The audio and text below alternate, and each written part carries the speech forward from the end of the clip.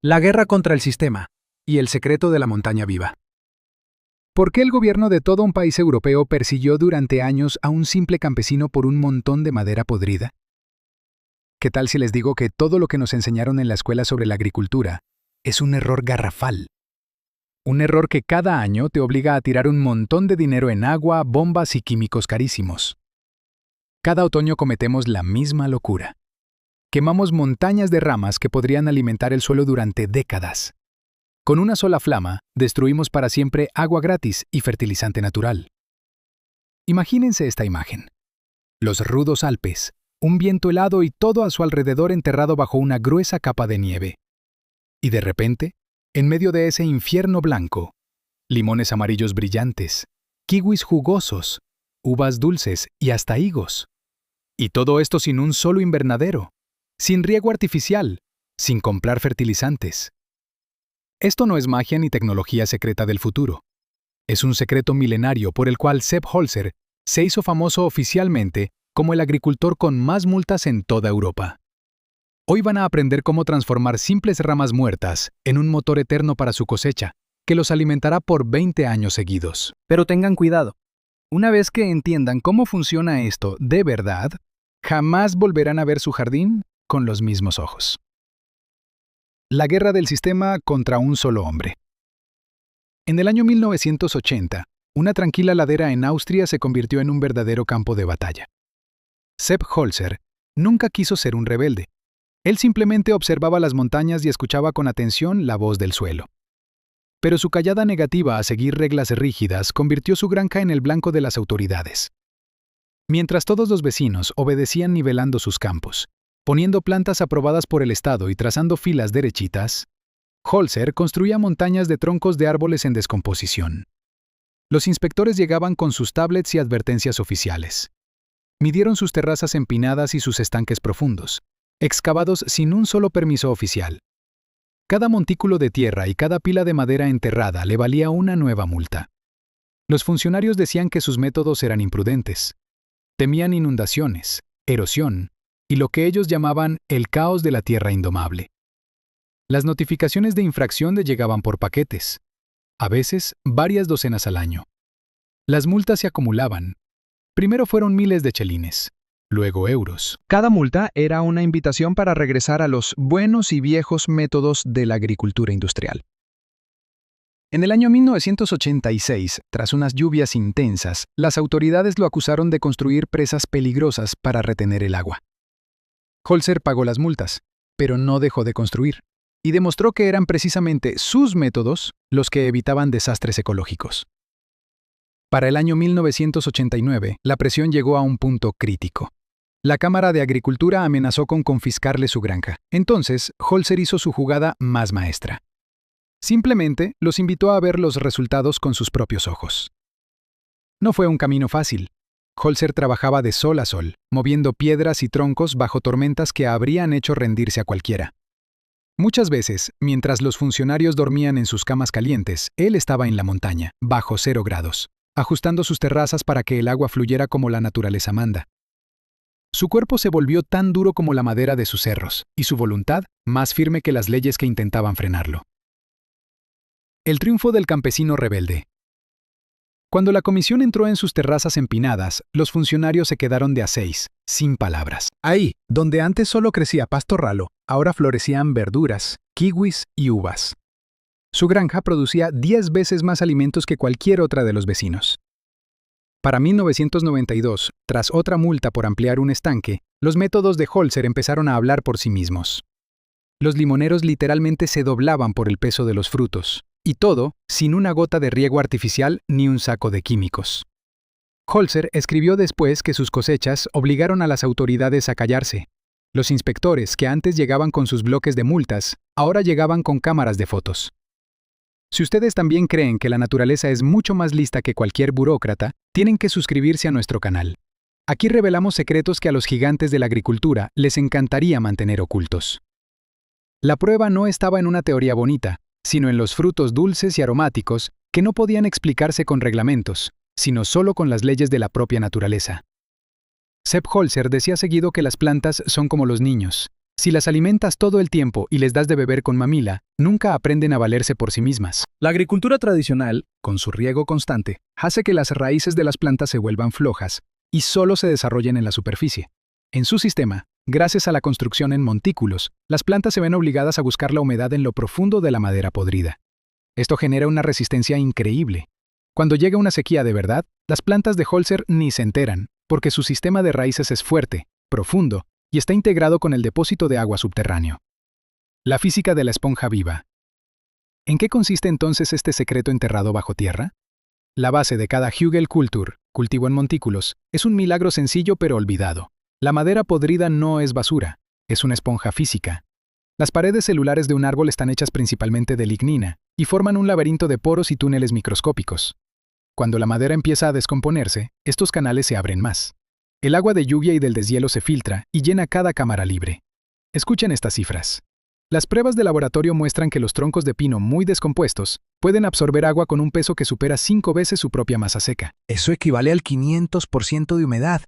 El roble duplica o triplica su masa con la humedad, aunque se pudre más despacio. Esto no es teoría, es pura física. Este fenómeno se explica por el efecto capilar. Conforme avanza la descomposición, la estructura de la madera se convierte en una red infinita de reservorios microscópicos. A diferencia de los charcos abiertos, aquí el agua no se evapora, porque está atrapada en las paredes de lignina y protegida por una capa gruesa de tierra.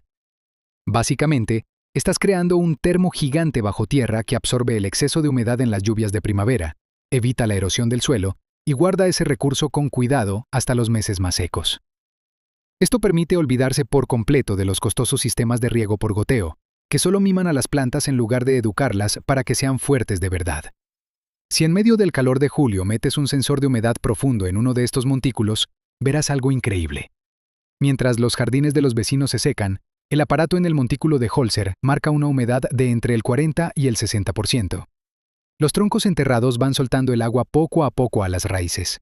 Es un depósito oculto que se recarga con cada tormenta. para el jardinero esto significa libertad total de andar regando diario. Además, Holzer usaba piedras como acumuladores de calor. Las rocas grandes en las laderas sur de sus montículos se calentaban durante el día y soltaban el calor en la noche. Estas piedras también recolectaban el rocío de la mañana que se filtraba directo al suelo. Así se crea un microclima estable. La calefacción subterránea. Bajo la superficie de cada montículo trabaja un motor silencioso. En cuanto la tierra cubre la madera, el montículo se convierte en un calentador biológico. Los microbios y los hongos descomponen la madera, y este proceso es exotérmico, o sea, genera calor. Incluso en lo más crudo del invierno alpino, la tierra sobre un tronco enterrado puede estar varios grados más caliente que el aire de alrededor. En cuanto la madera queda bajo la capa de suelo, empieza el proceso de colonización. Los primeros en entrar son los hongos saprófitos. Son los únicos organismos en el planeta capaces de romper eficientemente los complejos polímeros de la madera. Sus hifas penetran las fibras densas como hilos de acero y transforman la masa dura en un sustrato suave y rico en carbono. Este proceso va acompañado de la liberación de enzimas que desbloquean minerales en el suelo para que las raíces los puedan aprovechar. Como resultado, tu jardín se conecta a una red biológica global, donde la información y los recursos se transmiten a una velocidad que ningún fertilizante químico puede alcanzar. ¿Qué les da esto a las plantas? Sobreviven y florecen. Las semillas germinan antes en primavera. Las heladas tardías no les hacen nada. En otoño, el periodo de crecimiento dura mucho más. Los tomates y las calabazas siguen madurando cuando lo de los vecinos ya se marchitó hace mucho. Las maderas duras como el roble o el arce pueden tardar 20 años en descomponerse. Durante todo ese tiempo, sueltan nitrógeno, fósforo y calcio, justo al ritmo que las plantas necesitan. No hay desperdicio de fertilizante por la lluvia. El suelo recibe año con año una infusión de vida confiable. ¿Por qué los limones de Holzer no se congelan a menos 20 grados? El secreto también está en la forma. Una cama alta funciona como una trampa de sol.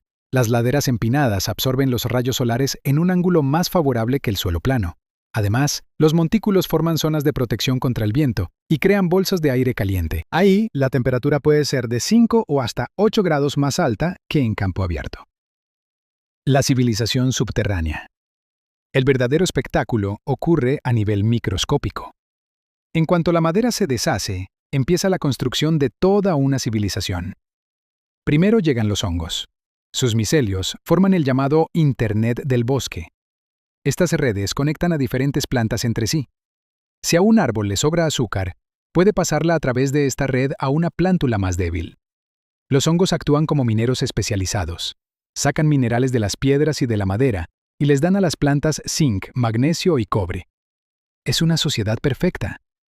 Las raíces de las plantas se abrazan con las hifas de los hongos en un proceso llamado micorriza. Imaginen que las raíces son manos y los hongos son guantes con dedos kilométricos que llegan a donde la planta sola nunca podría. Gracias a esta unión, la planta recibe agua y minerales como el fósforo en cantidades industriales, y a cambio, ella le regala al hongo el azúcar que fabrica con el sol.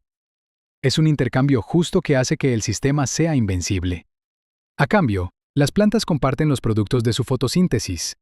En cuanto la madera está lo suficientemente suave, entran en acción las lombrices. Cavan miles de túneles y aseguran una ventilación ideal. Tu montículo es un organismo vivo que trabaja las 24 horas del día para tu cosecha. ¿Por qué olvidamos este secreto? La respuesta es simple y triste. La dictadura de las máquinas.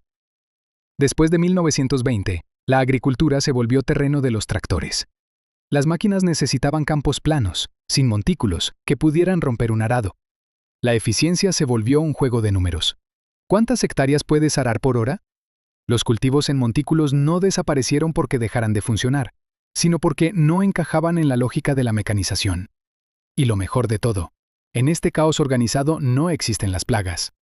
Mientras que en la agricultura industrial un solo bicho puede destruir 100 hectáreas de monocultivo, en el monte de Holzer hay un equilibrio total. Los pájaros, los insectos y hasta las serpientes encuentran su lugar en los montículos. Si aparece un insecto que come hojas, ahí mismo vive su depredador natural. El sistema se protege solo, ahorrándote el gasto en venenos químicos que solo matan la tierra. ¿Cómo construir tu propia altura maravillosa? Si estás listo para crear tu propio oasis autónomo, aquí están las reglas básicas. El fundamento. La base siempre deben ser los troncos más grandes, viejos y más podridos que puedas encontrar. La elección de la madera. El roble y el arce son ideales. Nunca uses cedro, nogal o madera tratada con químicos. Esas sustancias matan la vida en el montículo. Cuidado con las coníferas. El pino o el abeto contienen resinas que frenan la descomposición. El montículo tardará más tiempo en calentarse. El mayor enemigo. El nogal negro. Suelta juglona, un herbicida natural que matará tus verduras. La trampa del nitrógeno. Esta es una fase crítica. Al principio, la madera podrida tiene muchísima hambre de nitrógeno. Si solo cubres la madera con tierra, los microbios les robarán el nitrógeno a las plantas. Por eso, rellena cada hueco entre los troncos con oro verde, recortes de pasto fresco, estiércol o compost. Muchos principiantes cometen un error fatal al olvidar el equilibrio entre carbono y nitrógeno. El proceso de pudrición es un trabajo que consume mucha energía para los microbios, y en la primera fase absorberán todo el nitrógeno disponible para procesar la madera. Para que tus plántulas no pasen hambre, es necesario armar un depósito de nitrógeno dentro de la construcción. Usa capas de estiércol fresco, humus, o al menos una capa abundante de pasto recién cortado entre cada nivel de troncos. Esto crea un combustible para arrancar el reactor biológico y garantiza que, después de 1 o 2 años, el sistema entre en modo de autosuficiencia y empiece a devolver nitrógeno al suelo al doble. El acabado. Cubre el montículo con una capa de tierra de unos 30 centímetros y mantillo, mulch. Riégalo abundante en el primer año. A partir del segundo año, el montículo se cuida solo. Las matemáticas puras de la ganancia. Un jardín normal requiere arar cada año, comprar fertilizantes y cientos de litros de agua a la semana. En el sistema de Holzer, inviertes el trabajo solo una vez. Un sucesor de Sepp calculó que su cultivo en montículo le ahorró en 5 años una cantidad de dinero equivalente al valor de un coche pequeño. Su cuenta del agua bajó un 70% y la cosecha se triplicó. Si vemos la Hugelkultur de Sepp Holzer como un proyecto de negocios, la rentabilidad es asombrosa. En el primer año, solo inviertes tu trabajo y material de desecho, que los vecinos normalmente pagan para que se lleven. A partir del segundo año, borras de tu presupuesto los gastos de luz para bombas, la compra de complejos minerales y el arado anual. Es más, por la disposición vertical de las camas, el área útil de tu terreno crece casi al doble comparado con un jardín plano. Obtienes más cosecha de cada metro cuadrado e inviertes muchísimo menos esfuerzo en el cuidado. Pero la ganancia no es solo dinero, se trata de salud. Al comer frutos que crecieron en un suelo vivo, lleno de minerales reales y sin una gota de veneno, tu cuerpo lo siente de inmediato. Holzer demostró que somos lo que comemos, y que un hombre que trabaja con la naturaleza, en lugar de contra ella, vive con una energía que no se compra en ninguna farmacia. Es recuperar la soberanía sobre lo que metemos a nuestro plato, en tiempos de fertilizantes caros y sequías. Quemar ramas es un desperdicio inaceptable. Cada rama enterrada es un acto de independencia silenciosa. Escríbenos en los comentarios. ¿Cómo vas a deshacerte de tus ramas en el futuro? ¿Las vas a quemar? ¿O las vas a enterrar, al estilo Holzer, para crear un jardín eterno? Sepp Holzer nos enseñó que la naturaleza puede durar más que cualquier burocracia y regalarnos abundancia donde otros solo ven piedras y nieve.